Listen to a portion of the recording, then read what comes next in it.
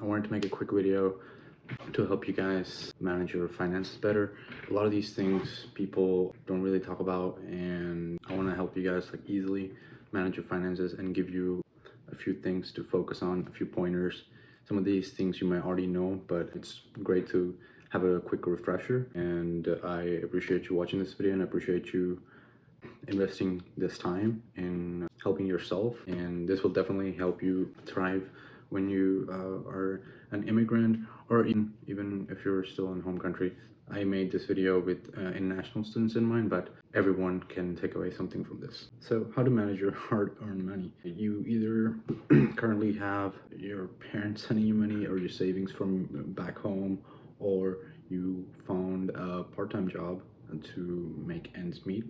Congratulations on doing that. And the first thing you need to do is track your income and expense, because if you cannot track what you're spending money on or how much you're making exactly after the taxes, you will be a very difficult decision on when you're making quick on the fly decisions, like if you're buying groceries or if you need to purchase something for your projects. Okay, we cannot change what we're not aware of, and once we're aware of something, we cannot help but change it. I don't know where I heard this quote, but I love that quote. So why do I ask you to track your income and expenses? I know it seems like a little burden to go and track everything on an Excel sheet or a Google sheet, but once you do that, you see where you're spending your money on. You expose things that you don't really know. You might think you're spending just about 40 bucks a month on takeout, but it might be close to 200. You never know. You only build that awareness from tracking this. Initially, I don't want you to like worry about anything. Just track however just track whatever you spend money on. Okay, once you have that going, I don't want you to have a goal to like save this much amount or anything. Just track. Okay, it's a very simple enough task. Do it for a month or two, and then you will naturally see that you won't be spending money on things, because you know in a few days you're going to be tracking this. I don't know how often you'll be tracking it. You can do it every day. At the end of the day, you can track what you spend your money on if you made a purchase or anything, or you can do it on a weekly basis or a monthly basis. But I recommend more frequently is better, because that way when you're about to make that next purchase, you'll think twice. And the reason people make foolish or unnecessary purchases is because they don't think, they just do it. Okay, that's what I had on the slide. Just track without judgment. Initially, just observe your spending habit. All right, awareness naturally leads to better spending habits. Here's an example I included. If you see that you are buying an impulsive snack every evening, right, which is preventing you from having a generous meal at a nice restaurant with your partner or your friends, it's so much easier to quit that impulsive spending on snacks, because now it has a purpose, which is to have a good night with your partner or friends. If you just want to cut down on something, you're focusing on cutting down, and whatever you focus on, you do more of. So you'll be thinking more of cutting down, and you don't really end up cutting down. But if you know you're cutting down on something so you can spend more on something else, then you will be more likely to do that. I will also include a free template of just income and expenses of how I started doing it. It's very simple. You can just download it or do it, or you could just do one from your scratch just to make it convenient for you. I'll put that there. And don't you delay tracking. You just need to start it. As you're watching this video, go download that sample or template, or make your own, and start taking control of your financial life starting today. Okay. All right. This is 66%, just a little stat I put there, of Americans are living paycheck to paycheck with no savings. A lot of people don't even have savings, don't even have any plans for the future, because as soon as you know you have 200 bucks in your bank account, your mind is like, okay, now I have 200 bucks to spend, right? The more money you make, the more you'll spend it. Trust me, your appetite increases. Let's just say you're making, after all your main expenses like rent or whatever, you have 500 bucks left. You will find a way to spend that 500. If you have 1,000, you will find a way to spend that 1,000. Suddenly you seem to be craving for takeout, or suddenly you'll be craving those like clothes, to buy those clothes and those special deals that you want to take. I'm telling you, the more money you have that's not allocated, the more quickly you want to spend it. It's like having a tray of cookies next to you. Even if you're not that hungry, you will just grab it and eat it. Even if you don't want to spend it, you will spend it just because you know it's sitting there. That's just how our mind works. Okay, I'm just going to quickly go over spending habits of rich versus poor.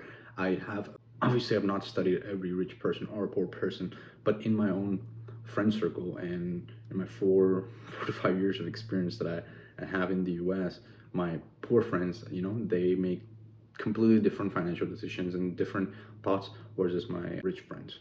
Okay, my poor friends have some habits like impulsive purchases. They have no savings. They're focusing on appearances.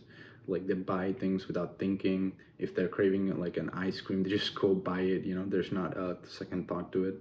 And they're in the grocery store just grabbing things. And there's not much of a plan going on. They rarely seem to have a savings account, and they use credit cards so much. Most of them are in credit debt, and they want to buy like the latest greatest thing too. And like let's just say a new headphones came out, they want to buy it, they want to show it off in front of their friends. That's what they care about more than their financial goals, most importantly, because they don't even have financial goals.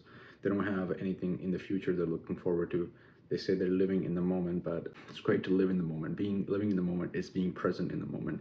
It's not wasting or spending all your money in the moment in pleasures. And the habits of the rich, my rich friends, they don't really talk about purchasing. Their mindset is less consumerism and more production. They're always thinking about what kind of thing to produce. They spend money on tools for growth, learning, and health. Like they're investing in their health, fitness, stocks, and other investment opportunities, and they think very long and hard before purchasing anything. They want to eat out. they they think about it for 30 minutes and they probably cancel out on eating out, and they just make their own food, right? They have emergency savings, usually like months ahead of time. They have like 7, 8 months planned out. Even if they don't have like any income coming in, they'll be surviving for months ahead. And they're really big on delayed gratification. They really are able to live in the discomfort of not having that thing now. They can delay it. They're very patient. Okay, and they're always talking about things like investments. They're talking about things like what to create, what to produce, as opposed to my poor friends or people who are poor habits. They are more like, what do I buy now? What do we eat now? What kind of clothes do we get? Things of that nature. And now I want to touch on a little bit of the credit card usage. This is a big one because a lot of international students, when they come here, they go towards credit cards and they end up having debt pretty quickly. Right? I see this happening with a lot of my friends who came to the US. It can be a trap, but also a powerful tool. Let me explain. So yeah, many students come into the credit card debt category, and they also just keep making the minimum payment due. If you just pay the minimum payments in a credit card, you will incur interest. Okay, and the more money you spend and more minimum payments you keep making, you will be incurring more and more interest, and the credit interests are ridiculous. I put it down in the slide. The average rate in the US is around, for a credit card, is 24.26 as of now. Like that's the average. That's quite a bit of money they'll be taking from you just for spending a little bit. It's not worth it. Okay, the interest rate is too high. You always must pay the statement balance is much higher than the minimum pay. This will make sure that you don't pay any interest, and this will also make sure your credit score is good for in the future when you want to lend something, rent a car, lease something. Very useful. And also a little fun fact that you might be useful. Let's just say you're already in a statement. You have a statement balance of, sorry, I included an example. Let me go over it. Let's just say you have a statement balance of 3,000, just so you understand how much you'll be paying in interest. If your statement balance of 3,000 you haven't paid, even if you're paying the minimum due, you're still paying $60 extra in interest every month. It's quite a bit of money, right? $60. It's like 6 meals. If you buy groceries, that's 1 month. You can stretch it. One thing you can do to increase your credit score, if you already are using quite a bit of your credit line. For example, if you have a 5,000 credit line and you're using like 3,000 of it already, you could call your credit card company and increase your credit line to maybe 8,000. That doesn't mean spend more. That just makes your credit score improve slightly better because you're not using as much. If you have 5,000, you're using 2,500 of your credit line, you're using half of it. But if it's 8,000, you're not using half of it. It's more like 1/3. So it'll give you a better credit score. Again, future, and thinking in terms of future goals, it'll be useful. And the last thing I want to talk about, which is very important, is like, this is what's going to drive the whole point home. This is one I really wanted to make this video for you. It's to invest in yourself first. As soon as you get a paycheck, you shouldn't be thinking about bills. Do you really wake up in the morning worrying about bills? Like, it's not the first thing you're thinking about. You don't want to wake up in the morning thinking about, okay, I need to pay my rent, I need to pay this bill or pay my tuition. What excites you when you wake up in the morning is like, hey, I have this dream that I'm working towards, or I want to, maybe, like, it could be anything, like I want to buy this car, or I want to have this experience, I want to travel here. Like, these are things that like ignite that fire in you, so you want to be contributing to that, right? That's where your energy should be going. Same thing when you get a paycheck, you shouldn't be more thinking about, okay, let me pay my rent, let me pay this due thing, let me do this, and then I will invest in myself. That's a backwards way to think about it. You got to invest in yourself first, and then you have to spend the rest of the money on rent or bills or whatever, right? Most people focus on paying bills first, but here's the secret: pay yourself first. Right? Investment could be in yourself. It should be in yourself. I listed a few things, but it's just exhaustive.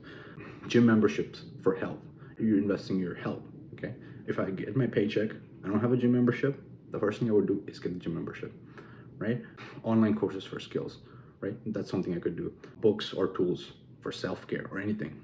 Any things for self-care. Like maybe because I'm a man, maybe I need a trimmer to groom my beard, or maybe like some sort of skincare thing so I look presentable.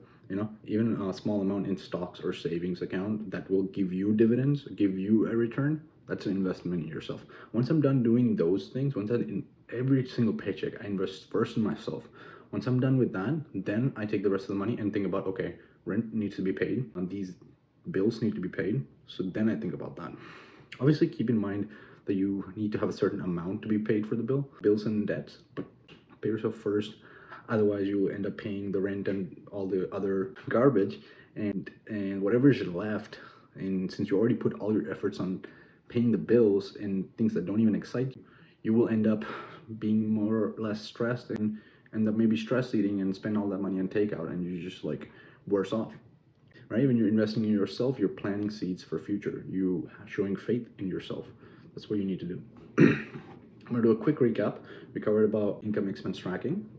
It's essential that you do that, especially in the beginning, so you are aware of where your money is coming from, where your money is going. That way you will be able to make quick and better decisions on the fly. And we also talked about credit card usage, how to, if you need to increase your credit line, and that it's essential to pay the statement balance and to keep credit card under control.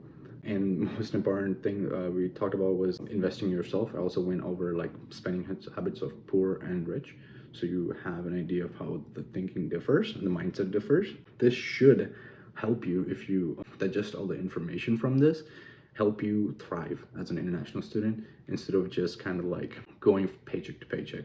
I understand it could be stressful, especially just feeling out of control with the finances, having big things coming up, big tuition deadlines, loans to be paid, all those things. Just keep a cool mind, have faith in yourself, have faith in your ability to do this. Just understand, build your understanding. It's ignorance usually that leads to difficult situations. So build your awareness, invest in yourself first, always. And I hope you got something away from this video. If you do not, watch it and again and again. These points get drilled in your head, because that's what will put you apart from the others struggling with money. It's the awareness, it's the understanding.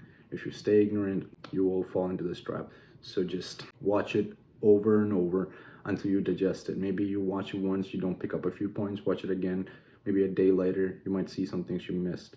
All right, good luck, guys.